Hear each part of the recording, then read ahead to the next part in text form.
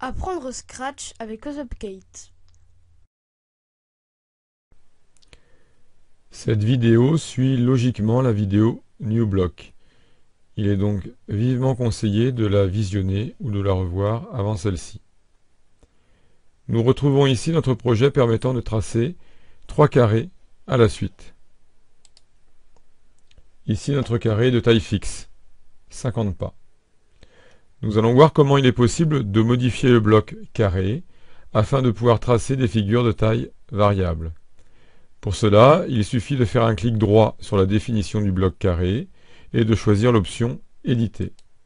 Puis de sélectionner l'option Ajouter une entrée nombre.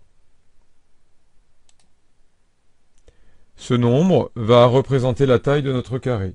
Il faut lui donner un nom significatif, ce sera taille.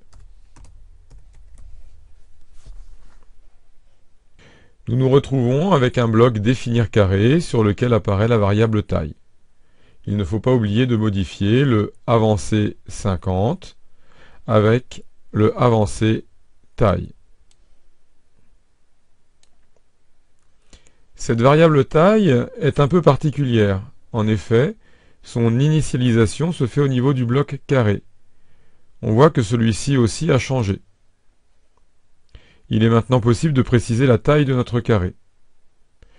Si nous remplaçons la valeur 1 par 80, nous obtenons le résultat suivant, puis par 30, celui-ci.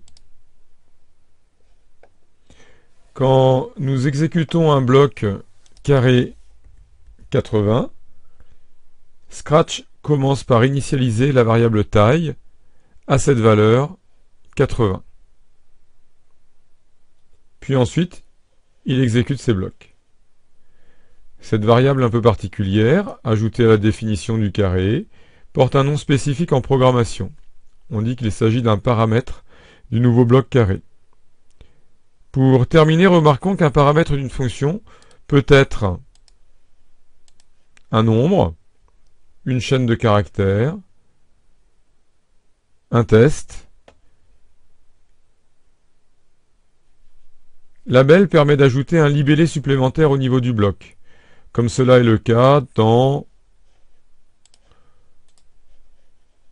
tourner de pour degré ou donner la valeur 0 à x. Ici nous avons un label et ici nous avons un autre label.